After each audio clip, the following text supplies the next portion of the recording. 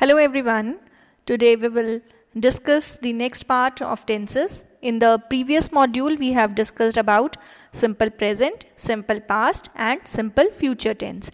Now in this we will discuss about the continuous tenses. Now what do we mean by the term continuous? Continuous means लगातार या something or some action that is ongoing. So now let's start with the first tense, that is present continuous tense. So in this module, we will discuss about the grammar structure of continuous present continuous tense and some examples also. So first of all, we should know where do we use present continuous tense. Present continuous tense is used to show that an ongoing action is happening now और for an action that is unfinished, means कोई ऐसा action जो अभी चल रहा है और या ऐसा कोई एक्शन जो अभी खत्म नहीं हुआ है. Now let's see the structure of affirmative sentence of present continuous tense. तो what is the structure? As you can see here, first the structure that we follow is सबसे पहले सब्जेक्ट, देन इज, एम और are. In the next slide we will discuss where to use is, am or are, and then first form of verb, and with ing. ing is added to the first form of the verb, and then object. As you can see in the example, the subject is he, and then he के साथ जो verb we are being word that we are going to use is. He is. Then what is the first form of verb? Play, and ing is added to the first form of verb and it becomes playing, and the object is football, and last full stop. So the sentence becomes he is playing football, and the sentence is in present continuous tense. Dear children, सबसे important feature जो continuous tenses का होता है, that is the first form of verb added with ing.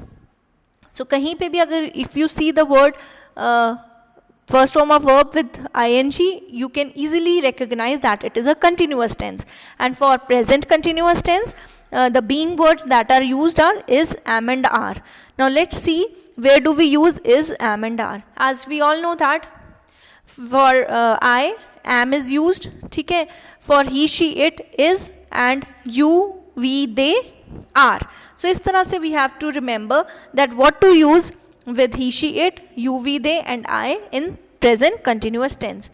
After the subject, am, is or are is used, and then first form of verb plus ing and then object, and in the end full stop in affirmative sentence. Next is the negative form. In negative form what do we do? Firstly subject is written, then is, am, are, और is, am, are के बाद we add not, because we have already studied that negative means something that is not true.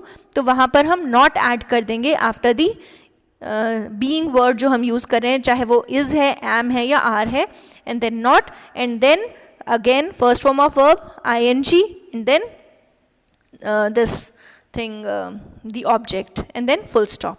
Now this is the interrogative form. Interrogative form में हम क्या करते हैं? सबसे पहले वही being word जो हमने यूज़ किया है, is है, am है या are है, सबसे पहले वो, उसके बाद subject, and then first form of verb plus ing, and then object, and then question mark at the end. Interrogative में जब भी हम लिखेंगे question mark should be there at the end. तो जैसे you can see here, is he looking nice at this moment? Moment, it's not movement, I'm sorry. And then are they playing football? Question mark. So this is the structure of interrogative form of present continuous tense. Now next is the past continuous tense. Past continuous tense का इस्तेमाल हम कहाँ करते हैं?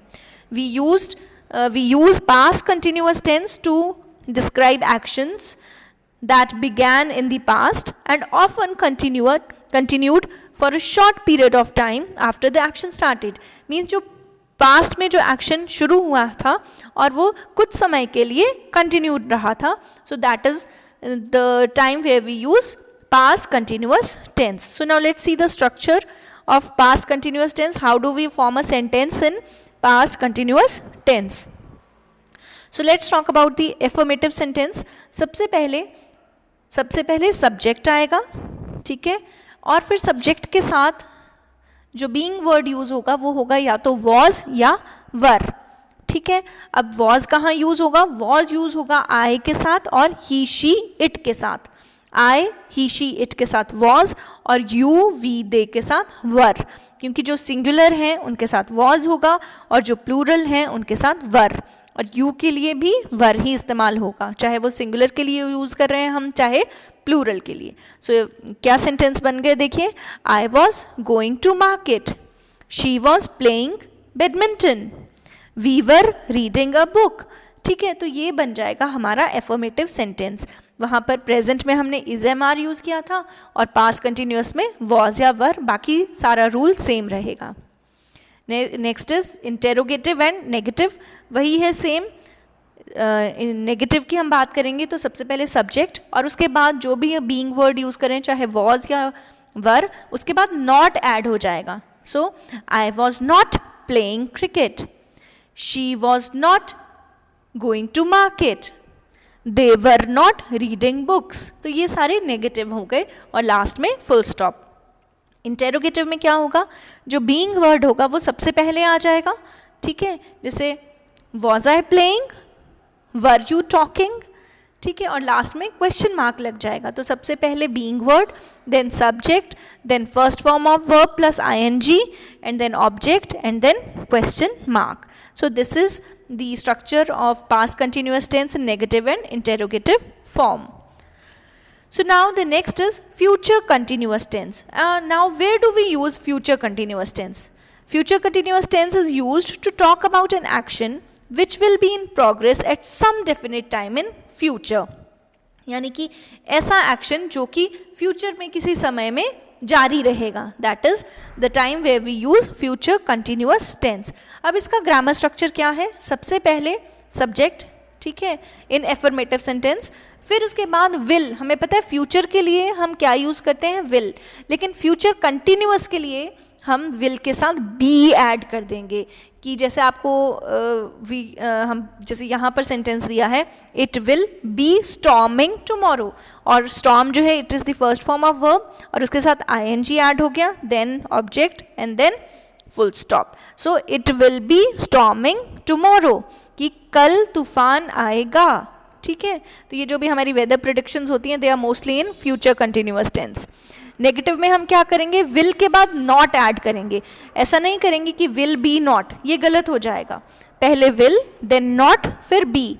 तो it will not be storming tomorrow, कि कल तूफान नहीं आएगा. एंड इन इंटेरोगेटिव उसमें क्या आएगा, सबसे पहले विल, उसके बाद जो भी सब्जेक्ट है वो, और फिर बी.